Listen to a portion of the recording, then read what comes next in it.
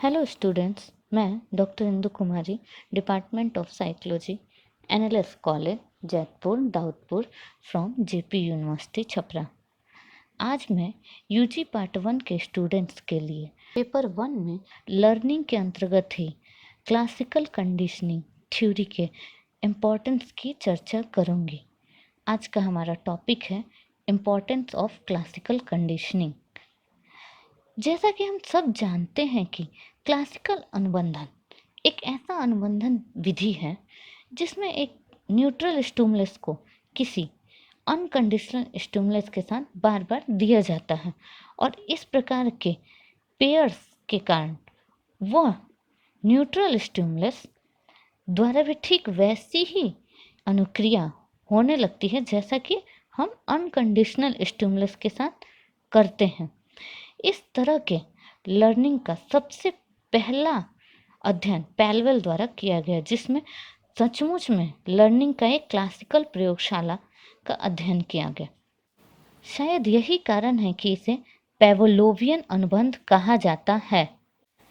पैलवेल ने अपना प्रयोग एक भूखे कुत्ते पर किया, जिसमें कि घंटी की आवाज़ के प्रति कुत्ता लार स्राव करना सीख लेता है।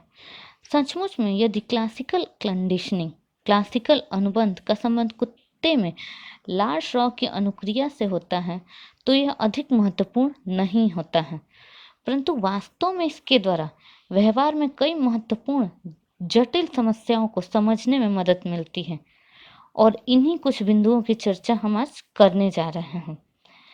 हमारा पहला पॉइंट है 1920 में वॉटसन तथा रेनर ने एक विशेष प्रयोग करके यह दिखलाया कि व्यक्ति में डर के संवेग को क्लासिकल अनुबंधन द्वारा सीखा जा सकता है।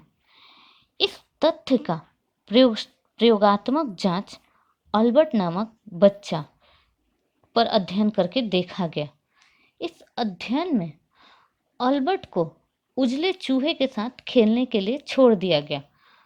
अल्बर्ट इस चूहे से डरता नहीं था।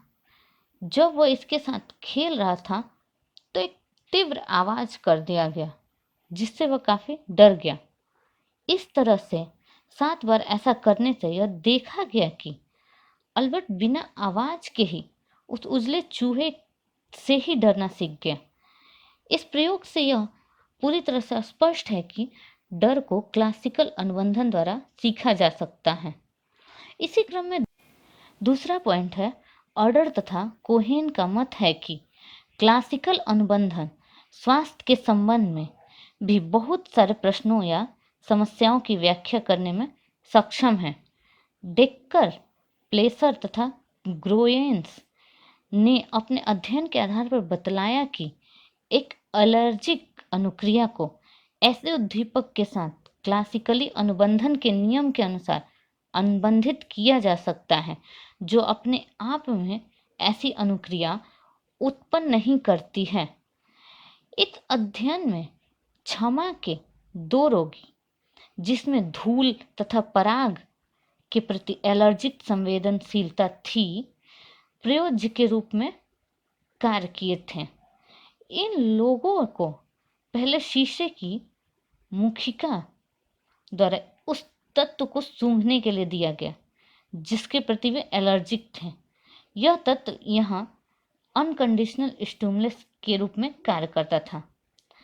कंडीशनल तथा अनकंडीशनल स्टिमुलस के मात्र एक युग्म से अगले बार उनमें उस समय दमा की प्रतिक्रिया होते देखी गई जब सिर्फ मुखिका को ही उसके मुंह में रखा गया। हालांकि इस बार इस उपकरण के मात्र ऑक्सीजन ही था। इस अध्ययन से यह स्पष्ट है कि क्लासिकल अनुबंधन द्वारा स्वास्थ्य से भी संबंधित कुछ बिंदुओं को समझने में मदद मिलती है। तीसरा पॉइंट है, क्लासिकल अनुबंधन की भूमिका शरीर के प्रतिरक्षक तंत्र के कार्यों को समझने में पर्याप्त होता है। एडर तथा कोहन के द्वारा किए गए शोध से भी यह स्पष्ट है। प्रतिरक्षक तंत्र की अनुक्रिया को क्लासिकल अनुबंधन के नियमों द्वारा सीखा जा सकता है। इस अध्ययन में चूहों को एक औषध चूहों को एक औषध जो स्वाभाविक उद्दीपक के रूप में कार्य करता था दिया गया। इससे चूहे में एक स्वाभाविक अनुक्रिया होता था, अर्थात यहाँ के प्रतिरक्षक तंत्र की अनुक्रिया दब जाती थी। यह औषधि चूहों को ठीक उस समय दिया जाता था जब वे मीठा पानी पी रहे होते थे। यह मीठा पानी एक कंडीशनल स्टिमुलस के रूप में कार्य कर रहा था। औषधि तथा मीठा पानी को साथ साथ कई बार पेय के तौर पर करने के बाद यह परिणाम में देखा गया कि चूहों में मीठा पानी पीने के मात्र से ही उनका प्रतिरक्षक तंत्र की क्रियाएं मंदित हो गई। इस अध्ययन से यह स्पष्ट होता है कि क्लासिकल अनुबंधन के नियम द्वारा प्रतिरक्षक तंत्र की अनुक्रियाओं को भी अनुबंधित किया जा सकता है। हमारा चौथा पॉइंट है तनाव उत्पन्न पीड़ा शून्यता को भी क्लासिकल अनुबंधन द्वारा सीखने की कोशिश की गई। मायर तथा किथ ने एक शोध किया और उससे यह पता चला कि तीव्र तनाव से ग्रसित होने से व्यक्ति में दर्दकर उद्दीपकों के प्रति संवेदनशीलता में कमी ला देता है, क्योंकि तनाव से व्यक्ति के मस्तिष्क में एंडोर्फिन्स उत्पन्न होता है जो अंशतः दर्द को कम कर देता है। और कुछ विशेष परिस्थितियों में इस पीड़ा शून्यता को क्लासिकल अनुबंधन के नियमों द्वारा सीखा जा सकता है। इस तथ्य का प्रयोगात्मक समर्थन रॉस द्वारा किया गया।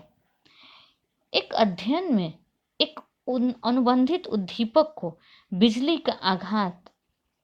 के आघात के साथ कई बार व्यक्ति के सामने उपस्थित किया गया।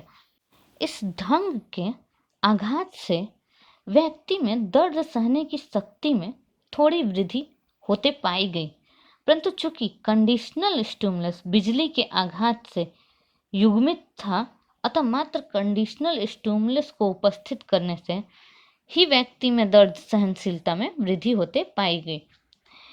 इस बात का प्रमुख आशय यह है कि इस विशेष ज्ञान से कि दर्द सहनशीलता को क्लासिकी रूप से अनुबंधित किया जा सकता है, जैसे कैंसर तथा अन्य ऐसी ही बीमारियां में रोगियों के चिरकालिक दर्द में कमी की जा सकती है, क्योंकि इन सारे रोगों में एक लंबे समय तक व्यक्ति को इन दर्द भरी चीज़ों से गुजरना पड़ता है।